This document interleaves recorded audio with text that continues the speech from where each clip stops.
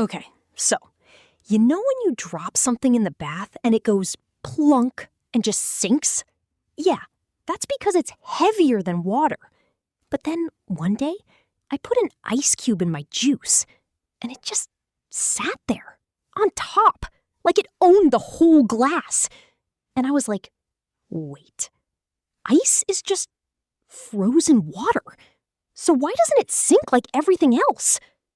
So I asked my dad. Dad was in the kitchen making his coffee. He calls it his thinking juice. I don't know why he needs a drink to think, but okay. I told him what I saw.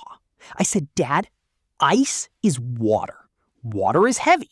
So why does ice float? He put down his mug. He got that look on his face, the one where he's about to say something that sounds completely crazy, but it's actually real. He said, Buddy, ice floats because water is weird. Okay. Good start, Dad. So Dad told me that everything is made of really, really tiny pieces called molecules. Like so tiny you cannot see them at all, ever. Water molecules look kind of like a little Mickey Mouse head. One big round part, that's the oxygen, and two little ear parts. Those are the hydrogens. He drew it on a napkin. It was kind of Mickey Mouse. A little bit.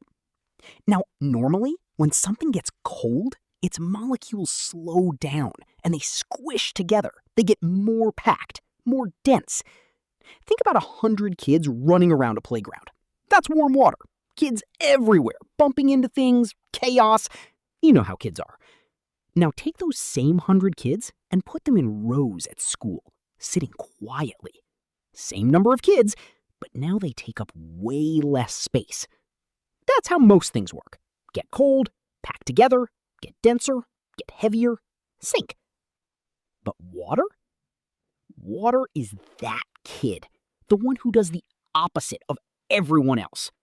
Dad said when water gets really cold and starts to freeze, the molecules don't just squish together like normal.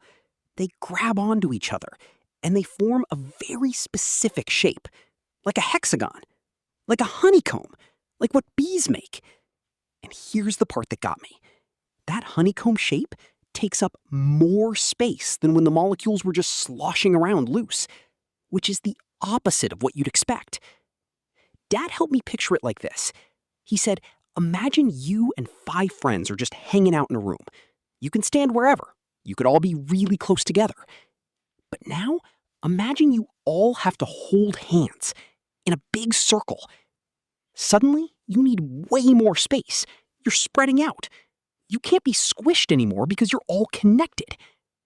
That's what water molecules do when they freeze. They hold hands. Dad called it something like hydrogen bonding, which is a very fancy way to say molecule hand-holding.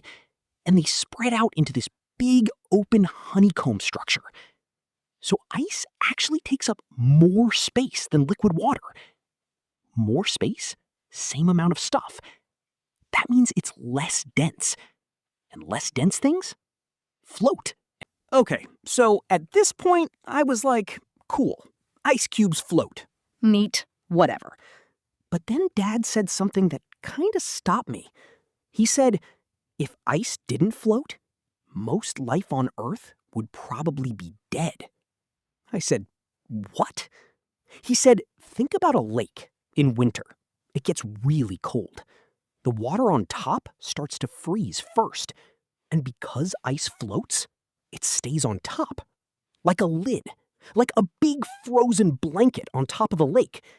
And underneath that frozen blanket, the water stays liquid. Fish swim around, plants survive, animals come and drink from it. But Dad said if ice sank instead of floated, the frozen pieces would fall to the bottom. Then more water would freeze and sink. Then more and more. The whole lake would freeze solid, from the bottom up, like a giant fish popsicle.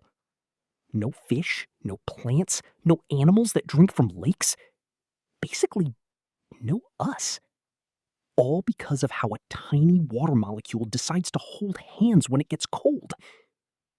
Dad looked really proud of himself after that one. I think he'd been saving it. So here's what I learned. Water molecules are weird and special.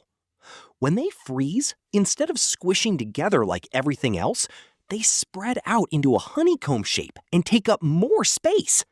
That makes ice less dense than liquid water. Less dense things float. And because of that one weird little fact, lakes don't freeze solid. Fish stay alive, we stay alive. I'll never look at my ice cubes the same way again. My juice just got a lot more interesting. Was my dad right? Subscribe and tell me in the comments. Those are the rules.